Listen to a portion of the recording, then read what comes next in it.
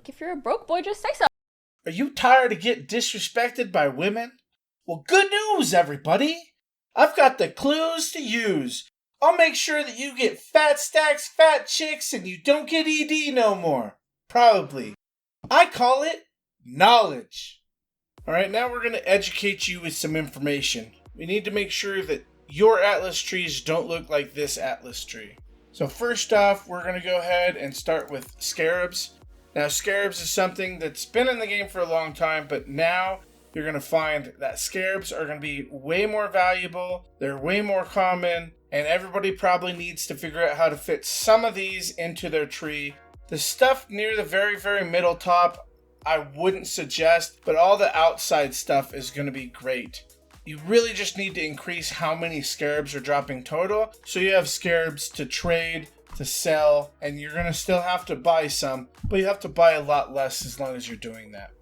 I wanted to bring up the content blockers. Just know that these are pretty much dead nodes now. Now that the Scarab rework has happened, everybody needs to start thinking of the fact that we need to get away from the plus content nodes. Anything that gives content a chance to be in your map, probably need to get away from that because you're going to be using Scarabs for everything. Scarabs are going to be by far the best way of doing that, and you need to focus on that. So get rid of your content blockers. The new league nodes, honestly, have no idea. Nobody's going to know until a couple days into league, so maybe watch some videos, decide for yourself if you want to use those. The scouting missions, they did remove a bunch of things that did help people fill out their Atlas tree, and now we're left with scouting missions. Luckily, scouting missions are amazing. So do use scouting missions. As soon as you find out that your character is broken or OP, or you're just gonna, like, you're ready for red maps right now and you just need completions, you need to grab all of these scouting missions. If you're not broken OP character, then don't waste your time getting this because you need to level your character. You know, a lot of characters need to hit level 90 before they can start getting into tier 14 maps anyways. Only if you're following a really good build guide or you're just a god gamer do you actually need this stuff. So Breach is a pretty shit mechanic. It gives almost no currency. It adds to pack size in maps, but that's about it.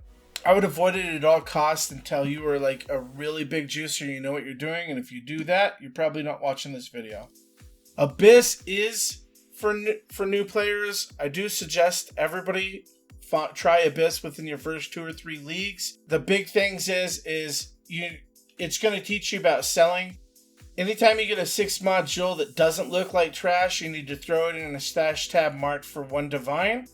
If people start knocking on you right away, you need to up that by a couple divines and keep on moving them up until you're no longer getting asked for it, and then drop it back down one stash. The item level 86 you're going to treat very similar way. I start them at 10C early in the league, and then if nobody asks, I drop them down to 5, then 3, then 2. Just remember, if a portal pops, go in. If you see the beach, leave. If you see a cave with the boss on it, then you want to go ahead and clear that out and get that boss fight done. Expedition is probably one of the most well-rounded mechanics that we have in the game. Rog and Tujin are just amazing. Tujin will just fill your stash up with currency. Rog is going to go ahead and give you all the items that you need until you're at very late in game. Now, Harvest is pretty much dead now with the casual players. At most, you can get about 1,000 life force, and that's only in like tier 16 maps that are decently rolled. So you want to avoid this at all costs. Now, once you get good at investing, this is something that you want to return to. I have seen people consistently pull 10k life force out of Harvest, and the people that pull those kinds of numbers are going to be the ones that are setting the prices, so you won't be able to compete with them, so don't try. Now, Legion is a very easy mechanic as far as understanding. You just kill stuff and they give you stuff. It's very fun. It's rewarding. Lots of currency. You're going to get emblems. You want to sell them unless you got friends. And then you run, 5 ways with hopefully 5 friends. But I mean, nobody has friends. Let's be real. Just sell your emblems, man. So next up we got Heist. It is not Ritual. It is Heist. Everything else is correct though. It is highly rewarding. It's a door simulator to do the actual mechanic, but the mechanic is out of map. So if you would like, you can just get the heist nodes on the tree, go run your maps, and you'll end up with a whole bunch of heist contracts and blueprints, and then you sell those to people that do want to do heist. Now, there's not a whole bunch of those people, and the reason why is because there's a lot of micromanagement, and there's a lot of waiting around for NPCs to open doors for you, and it's very annoying, but it is one of the most rewarding mechanics in the game. It's very easy. Some people like it. Maybe you will too. I suggest new people give it a try eventually, but make sure not to ruin your league start before you dip into Heist. So Mirror Delirium is mostly for veteran players. It's for people that buy maps or have ways of getting single maps to drop, and that way they can just have a linear line where they're going to run through beginning to end and have the whole thing cleared in like 90 seconds. It does take a really good character to be able to do that. This is no joke. It takes a very good character to be able to do this. It's very rewarding when you do it, but if you're not finishing the Delirium, I would suggest not doing it at all. Next up is Ultimatum. Now, Ultimatum is one of the newer mechanics that got put back into the game, and it kind of sucks. It can be rewarding, but everything is locked behind Wave 10, and Wave 10 is incredibly difficult to consistently get to. You do want to have an insanely good character, and then just realize it's still going to take you a lot of practice to get good at Ultimatum so it can start paying out. So I don't suggest it for anybody that hasn't tried it yet. Just don't try it. I mean, I'm sure eventually they'll nerf it, because I don't think very many people are doing Ultimatum. Okay, now Blight is one of the best mechanics for if your character is lagging behind and you just need something to make some currency with. With Blight, you basically don't need your character at all if you know what you're doing with your towers. On each lane, you're going to make a Frost, Seismic, and Empowered. And then after you have those lanes covered, then you come in with a Meteor and a Scout. And you want all of that to be within range of that Empowered. If you do that, nothing is going to get past that lane. It works in Uber Blight maps as well. You can just go AFK. It works great. The only thing you have to do is obviously just build towers. Besides that, you're AFK. I get you Ring Annoyance. If you're interested in the best Ring Annoyed, it's gold, but it's not needed. I've done Uber Blights AFK with just these ring enchantments. This is Blight Light. I put this up here because I feel like the only thing you really want in Blights normally is just the maps. So you don't need all this extra stuff. You can just get the important stuff, save your points. You won't even need these plus the content nodes for Blight no more, because we're going to be using Scarabs most likely. Rituals are going to be slightly less rewarding than Blights are, but they're still really good. The problem with Ritual is that messing with the blood-filled vials is very time-consuming, and it's not very fun, and there's a lot of learning to do with it, and you're probably going to have to buy a lot of your splinters, and it's just, I don't think it's worth it for what you get out of it, and I suggest people don't do full Ritual, and that's why I've created Ritual Light. Ritual Light, I feel, is more rewarding because you get the instant rewards. Every map you're going to be walking out of Ritual with something, whether it be a couple chaos, a stack of alterations, or just some kind of unique that you thought might be good. You'll notice here that you no longer re-roll the map, and that's because we're wanting that bubblegum currency.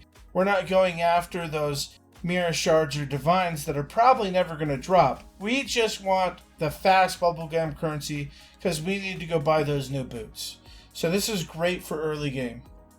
So now Essences just recently got nerfed pretty heavily. People used to run this in white maps so that they could do like 30-second Essences and just clear the map super fast, not even look. Perfect for Righteous Fire builds. Unfortunately, they did nerf the white map farming of this, and it's no longer really worth it to do in white maps. That said, yellow maps is still on the board. You can still do the same thing with yellow maps, and a lot of builds can still just absolutely blaze through yellow maps, and you would still be getting this farm. And I do suggest that if you're stuck in yellow, or if you're having a hard time breaking into red maps, maybe try this. Now, Strong Boxes has been nerfed a bunch, and it got nerfed even more this time around. It's not something I suggest, but it doesn't cost a lot of points, so if you're in that area, it's not absolutely a waste, but it does get better with investment, and if you're an investor, you're not watching this video. Now, Beastary is a pretty fun mechanic because it's inside the map. The only problem is it requires a lot of trading. You're going to have to constantly be checking on values. You're going to be constantly checking on what to put on the top left nodes up there. And you need to know what the good beasts are and what the bad beasts are, how to sell them, when to sell them, why to sell them, and all that good stuff. It's not the trading part of Beastary is probably what makes most people not try Beastary. Now, Alva Incursion Temples is probably my favorite mechanic. You do have to learn how to make temples.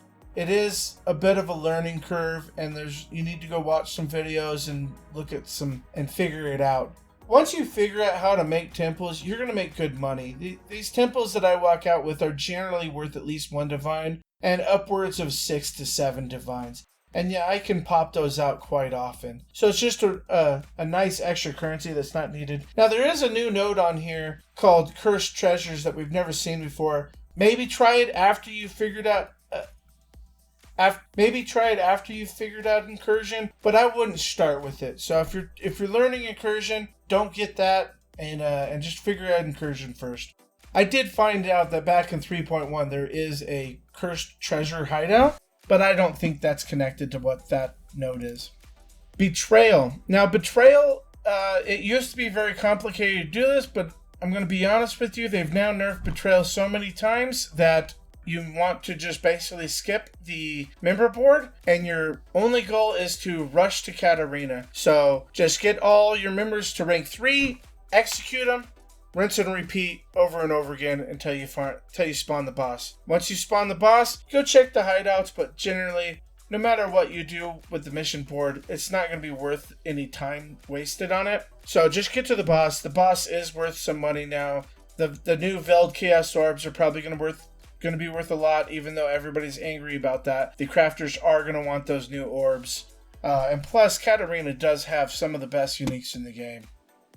Now, these points in Niko, I want to strongly point out that you do not want to put any points into Niko. You want to use Scarabs, and that replaces these points. I think that's a much better way than wasting time with these points that you could be putting in anything else. Except for these passive points right here. Now, these are, every time you finish a red map, you're just going to get 500 Sulfite. It'll stack up over time, and within a day or two, it's time for you to go do Delve. That's a very fun and easy way to get your Delve up. Just in case you can't afford to put Scarabs in there, you can use this instead.